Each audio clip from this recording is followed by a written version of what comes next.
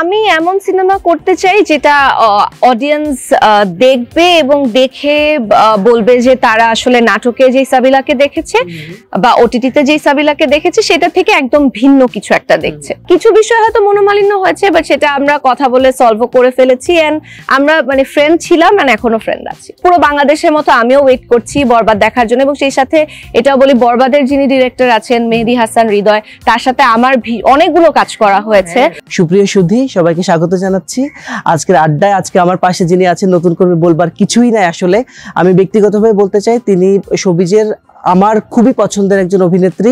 সেই ইউটার্ন থেকে আপনারা যারা তাকে ফলো করছেন তারা জানেন যে নানা মাত্রিক চরিত্র, একই সাথে কমেডি, রোমান্টিক এবং খুবই গুরুতর যে কাজগুলো হয়ে থেকে ডেপথ যে কাজের আছে সব ধরনের কাজে তিনি নিজেকে প্রমাণ করেছেন নাটকে, ওটিটিতে এবং বিজ্ঞাপনে। আমরা এই বছরই তাকে হয়তো বড় পর্দায় পা রাখতে দেখতে পারবো। তিনি আর কেউ নয়, সাবিলা নূর। আমি চলে যাচ্ছি তার সাথে কথা আড্ডায় ডুব দিতে। ঈদ এবং তার বিভিন্ন কাজের প্রসঙ্গে আমরা আজকে তার সাথে কথা বলবো। যে স্পেশাল অ্যাওয়ার্ড আপনি পেলেন, তো সেটা আসলে অ্যাওয়ার্ড তো মানুষ এক একজন এক এক রকম করে মনে করে। কেউ কাজের স্বীকৃতি বলে, কেউ আবার মনে করে যে অ্যাওয়ার্ডের জন্য তো কাজ করি না।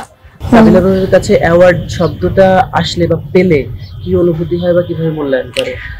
যদি আমি একদম সিম্পল ভাষায় বলি, অ্যাওয়ার্ড পেলে আমি জানি সবারই ভালো লাগে এবং অ্যাওয়ার্ড আসলেই কাজের একটা স্বীকৃতি। এবং আমি যদি আমার দর্শকদের ভালোবাসার সাথে এই অ্যাওয়ার্ডটাও একটা প্রাপ্তির জায়গায় কাউন্ট করি, তখন আসলে মনে হয় যে না, আমি যেই কাজটা করছি সেই কাজের একটা মিনিং আছে বা সেই কাজের একটা মিনিংফুল একটা জায়গায় এসে দাঁড়ায়। সো অবশ্যই যে কোনো অ্যাওয়ার্ড পেতেই ভালো লাগে, আর যেহেতু এটা নারী দিবসের একটা অ্যাওয়ার্ড, সেই ক্ষেত্রে ভালো লাগাটা আরো একটু বেশি। এখন যেহেতু খুব বেছে এবং ওটিটির দিকে বেশি কাজ করা হচ্ছিল, নাটক বা ঈদের স্পেশাল কোনো কাজ যে এবার দেখা যাবে?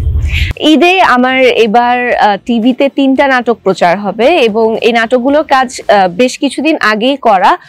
তবে আমি এতটুকু বলতে পারি যে 3টা কাজের গল্পই একদম 3 রকম। একটা আছে অপূর্ব ভাইয়ের সাথে মাশরিকুল আলমের পরিচালনায় ভুল সবই ভুল, সেটা একদম ফুল অন কমেডি একটা গল্প। এবং তারপর আছে শ্যামল ভাইয়ের সাথে, যেটা আমি ওনার সাথে প্রথমবার কাজ করলাম, রাঘিব রায়হান পিয়ালের ডিরেকশনে এবং কেয়া আপুর রচনায় একটা গল্প যেটার নাম মাকড়সা। সেটা হচ্ছে দীপ্ত টিভিতে যাবে। এই কাজটা নিয়ে আমি ভীষণ আশাবাদী, কারণ কাজটা একটু সাসপেন্স, একটু থ্রিলার গল্প এবং এই ধরনের গল্পে আমার কাজ করতে সবসময় ভালো লাগে। এবং আরেকটা কাজ আছে, সেটা হচ্ছে দূষিত এই শহরে, অনন্য ইমনের পরিচালনায়। কাজটায় আমার বিপরীতে আছে দীপ ভাইয়া। সো সবগুলো কাজই আসলে ভিন্ন রকম, একটা সাসপেন্স, একটা একটু ট্র্যাজেডি, ড্রামা এবং সেই সাথে ফুল অন কমেডি। সো আমি ভীষণ আশাবাদী যে দর্শক কাজগুলো দেখবে এবং আমি তাদের প্রতিক্রিয়া পাওয়ার জন্য অপেক্ষা করছি। একটা জিনিস যে অপূর্ব ভাইয়ের সাথে তোমাকে অনেক মজার এবং নানা ধরনের কাজে দেখা গেছে, এবারও দেখা যাবে। তো এখন তোমরা কাজ করো, মানে আগের কাজের থেকে নিশ্চয়ই বাজেট এবং মানে শুটিং এর ডে অনেক লং থাকে নাকি, মানে এই ব্যাপারটা যদি পেছনের গল্পটা।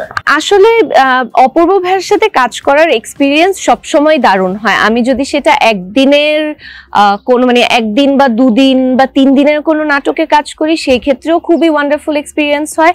এবং আমি যদি গোলাম মামুনের কথা বলি, ওটিটিতে আমরা মানে অনেক লম্বা একটা সময় একসাথে শুটিং করেছিলাম, সেটাও খুবই ভালো একটা এক্সপিরিয়েন্স ছিল। কারণ অপূর্ব ভাইয়া অ্যাজ আ কো আর্টিস্ট আসলে ভীষণ সাপোর্টিভ, ভীষণ কোঅপারেটিভ একজন কো আর্টিস্ট।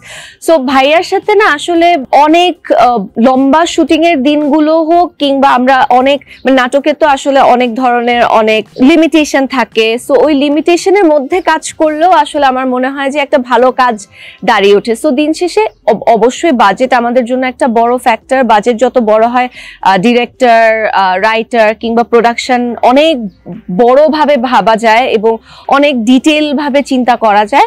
সেই সাথে আমি বলবো যে অপূর্ব ভাইকে কো আর্টিস্ট হিসেবে পাওয়াটাও আসলে অনেক বড় একটা ফ্যাক্টর হয়ে দাঁড়ায়। তখন আসলে কাজটা অনেক কঠিন কাজও অনেক ইজিলি শেষ হয়ে যায়। কমেডিতে তোমাদের আগেও একসঙ্গে দেখা গেছে, এইবারের কমেডিটা মানে কি ধরনের, মানে এটা কি মানে খুব সিচুয়েশনাল নাকি গল্পটাই বেসিক্যালি কমেডি গল্প? এটা অ্যাকচুয়ালি একটা সিচুয়েশনাল কমেডি এবং মানে মজার বিষয় হচ্ছে আমি মাঝে আমার চুল কেটে ফেলেছিলাম, একদম শর্ট করে ফেলেছিলাম। সো এই গল্পের মধ্যে সামহাও মানে যদিও এটা প্রি প্ল্যান ছিল না, গল্পের মধ্যে সামহাও ওই ব্যাপারটা চলে এসছে এবং মাশরিকের সাথে মানে মাশরিকুল আলম যিনি আমাদের ডিরেক্টর, মাশরিকুল আলমের সাথে আমার এবং অপূর্ব ভাইয়ের কয়েকটা কাজই আছে যেটা দর্শক খুব পছন্দ করেছে। তার মধ্যে কদম বনের বৃষ্টি আছে, সারপ্রাইজ আছে। তো যেহেতু আগের কাজগুলো মানে সারপ্রাইজ অ্যাকচুয়ালি সিচুয়েশনাল কমেডি ছিল, কদম বনের বৃষ্টি ছিল একদমই রোমান্টিক ড্রামা এরকম একটা গল্প। সো মাশরিকুল আলমের পরিচালনায় যেহেতু এর আগেও এই ধরনের কাজ হয়েছে, সো এই সিচুয়েশনাল কমেডিটাও আসলে বেশ ইন্টারেস্টিং একটা গল্প এবং সর্ট অফ আমি ফ্যামিলি ওরিয়েন্টেড একটা কমেডিও বলতে পারি এটা। তো আশা করি দর্শকের ভালো লাগবে। দূষিত এই শহরের পোস্টারটা দেখে আমার এত মানে ইন্টারেস্টিং লেগেছে। ইন্টারেস্টিং যে তুমি যে গল্প প্রধান কাজটা করতে চাও এবং খুবই নিজেকে ভাঙতে চাও, মানে শহরের গ্ল্যামারাস নায়িকার বাইরে গিয়েও ওটার মধ্যে আর কি প্রকাশ পেয়েছে। তো এই কাজটা নিয়ে সত্যি একটু আমার খুব জানার ইচ্ছা যে তোমার ওই সাইডটা এখন দর্শক খুব পছন্দ করছে। আসলে এই কাজটা নিয়ে আমার একটু মন খারাপের একটা জায়গাও আছে, কারণ কাজটার শুটিং হয়েছে আসলে বেশ আগে এবং অনেকদিন ধরেই আসলে আমার কাজ যারা দেখেন যারা পছন্দ করেন তারা এই কাজটার ব্যাপারে স্পেসিফিক্যালি আমাকে অনেকবার জিজ্ঞাসা করেছেন এবং যেহেতু কাজটার পোস্টারও রিলিজ পেয়েছে, পোস্টারটা দেখার পরে বিশেষ করে জিজ্ঞেস করেছেন।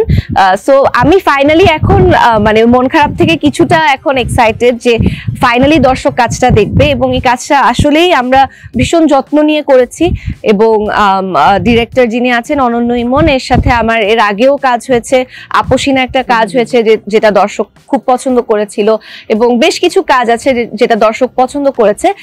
সো এইটা আসলে ওরকমই একটা, আমি নারী কেন্দ্রিক গল্প বলবো না, কারণ এখানে প্রতিটা ক্যারেক্টারেরই আসলে এক ধরনের ইম্পর্টেন্স আছে, গল্পে একটা ইম্পর্টেন্স আছে, সে সাথে দীপ ভাইয়ারও একটা ভীষণ গুরুত্বপূর্ণ একটা ক্যারেক্টার আছে।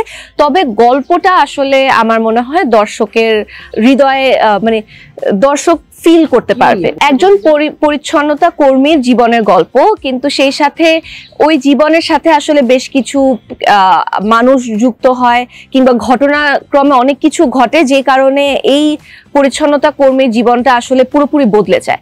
সো এরকম এই একটা সিচুয়েশন নিয়ে আসলে গল্পটা। তুমি তো ঢাকায় বেড়ে ওঠা মানুষ এবং একেবারে আধুনিক, ওদের একটা ভাষা আছে আলাদা। তো এই ক্যারেক্টারটা করতে গিয়ে একটা মানে সুইপার শ্রেণী আমি যদি বলি সহজে যাতে বুঝতে পারে অডিয়েন্স, সেটা কতটুকু কষ্ট হয়েছে বা কিভাবে ধরেছিলে, কোনো স্টাডি ছিল কিনা, বা এর আগে বিশেষ করে আমি যদি বলি তৌকির আহমেদের একটা ছবিতে ফজলুর রহমান বাবু এত চমৎকার করে এই ক্যারেক্টার করেছিল, তো এই ধরনের কোনো স্টাডি ছিল কিনা? হ্যাঁ, স্টাডি তো অবশ্যই ছিল, কারণ স্টাডি ছাড়া তো আসলে এটা সম্ভব না। এবং সেই সাথে শুটিং এর আগেও আমি এবং ডিরেক্টর এবং আমাদের টিমের যারা ছিল, এটা আহমেদ তৌকিরের রচনায় এই নাটকটা, সো উনার হেল্প সহ আমরা আসলে কিছু স্টাডি করেছি। এবং সেই সাথে শুটিং এর দিন আমার মনে আছে আমার কল টাইম ছিল হচ্ছে রাত 3:30টায়, কারণ সকালের সময়টা তারা আসলে মানে কাজে বের হয়ে যাওয়ার আগে তাদের একটা মিটিং টাইপের হয়।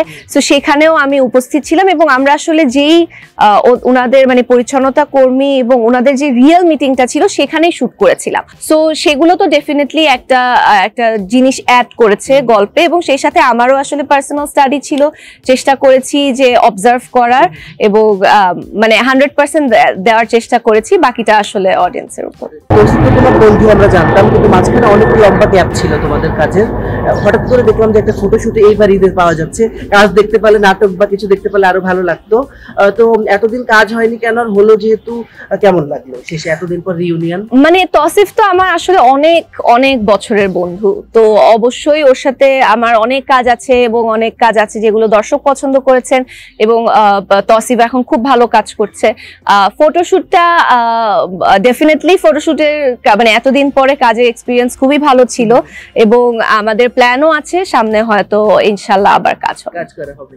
কিন্তু কেন কাজ করা মাঝখানে হতো না সেটা বলা যায়? আসলে মানে আমার মনে হয় মানে বন্ধুত্বের মধ্যে তো এরকম একটু মনোমালিন্য আসলে সবারই হয়, সেটা মানে অন স্ক্রিন না, মানে আমি যদি বলি যে যারা আছে মানে টুকটাক মনোমালিন্য হয়, অনেক সময় একটু মনোমালিন্যটা যদি একটু বেশি সিভিয়ার হয় তখন হয় হয়তো একটা ধরনের প্রবলেম হয়, কিন্তু আমার সাথে হ্যাঁ কিছু বিষয় হয়তো মনোমালিন্য হয়েছে, বাট সেটা আমরা কথা বলে সলভ করে ফেলেছি, এন্ড আমরা মানে ফ্রেন্ড ছিলাম and এখনো ফ্রেন্ড আছি। বলেছিলে যে আমার ফিল্মে বড় পর্দা অভিষেক হবে, তো সেটা কিরকম হবে এবং প্রথম ছবিতে একদম কমার্শিয়াল যে জনরাটা ওটা কি বেছে নেওয়ার ইচ্ছা, নাকি একটু থাকে না যে তুমি নাটকের যেরকম দুটো জনরা, তোমার একটা একবারে কমার্শিয়াল খুব মজার, আর একটা হচ্ছে একটু খুবই ডেপথ, তো কোনটা থাকবে আর কি?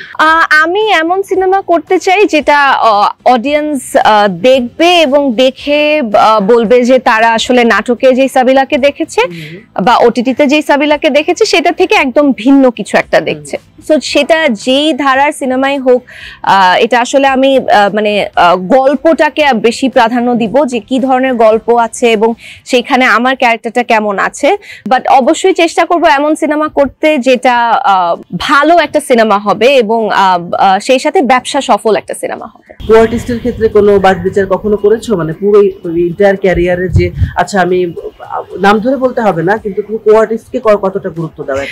আমি যদি এখন মানে একটা নাম আমার সবসময় চলে আসে, সেটা হচ্ছে অপূর্ব ভাইয়া, কারণ অপূর্ব ভাইয়ার সাথে আমার আসলে সব থেকে বেশি কাজ করা। সো অপূর্ব ভাইয়ার সাথে যখন আমার কাজ করা শুরু হয়েছে তখনও আমি হচ্ছে অত রেগুলার কাজ করছিলাম না। সো অপূর্ব ভাইয়া তো আমার সাথে অনেকগুলো কাজ করেছে এবং সেটা অডিয়েন্স পছন্দ করেছে। সেরকম ভাবে আমি আসলে কখনো মানে কো-আর্টিস্টের কথা মানে গল্পের উপর বেস করে যদি কোনো কিছু মনে হয় তখন সেটা ঠিক আছে, কিন্তু আমি মানে অপূর্ব ভাইয়ের সাথে যেরকম কাজ করেছি সেরকম এখন যারা আছে, আমি যদি পার্থ শেখের কথা বলি, আমি পার্থ শেখের সাথেও কাজ করেছি, আবু হুরারা তানভীরের সাথে বেশ কয়েকটা কাজ করেছি এবং যে কাজগুলো দর্শক পছন্দ করেছে।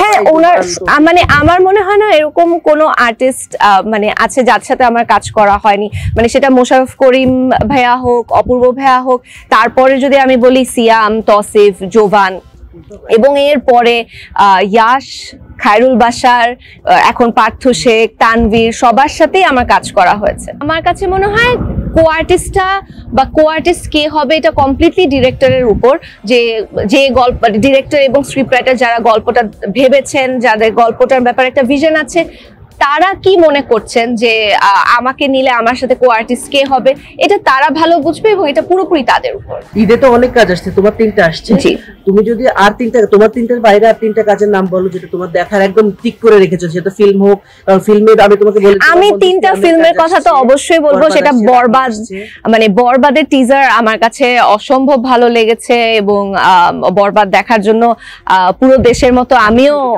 খুবই খুবই ভালো লেগেছে। আমি যদি স্পেসিফিক ওনার একটা লুকের কথা বলি, যেটা হচ্ছে ওই হেলিকপ্টারের দিকে হেঁটে যাচ্ছে, সেই লুকটার কথা বলি, খুবই খুবই ইন্টারেস্টিং একটা ক্যারেক্টার লেগেছে। সো পুরো বাংলাদেশের মতো আমিও ওয়েট করছি বরবাদ দেখার জন্য, এবং সেই সাথে এটাও বলি বরবাদের যিনি ডিরেক্টর আছেন মেহেদী হাসান হৃদয়, তার সাথে আমার অনেকগুলো কাজ করা হয়েছে, ওর প্রথম সিনেমা। সো অবশ্যই আমরা চাইবো যে ওকে সাপোর্ট করতে এবং মানে ওর সিনেমাটা যেন ভালো একটা সিনেমা হয়, এবং টিজার দেখে আমার মনে হয়েছে যে না ভালো একটা সিনেমা হবে। এবং সেই সাথে আমি জঙ্গলির কথা তো অবশ্যই বলবো, কারণ সিয়াম আমার খুবই ভালো বন্ধু এবং সিয়ামের কাজ মানে আমার খুব ভালো লাগে। সো জঙ্গলিও দেখবো। আর দাগি তো আছেই, শিয়াব শাহিনের সাথেও আমার অনেক কাজ করা হয়েছে, নিশো ভাইয়ের সাথেও আমার অনেক কাজ করা হয়েছে।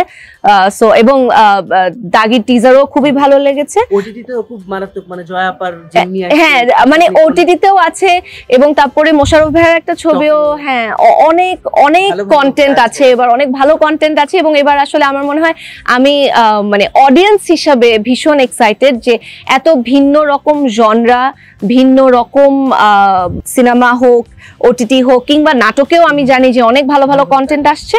সো আমি দেখার জন্য ওয়েট করছি।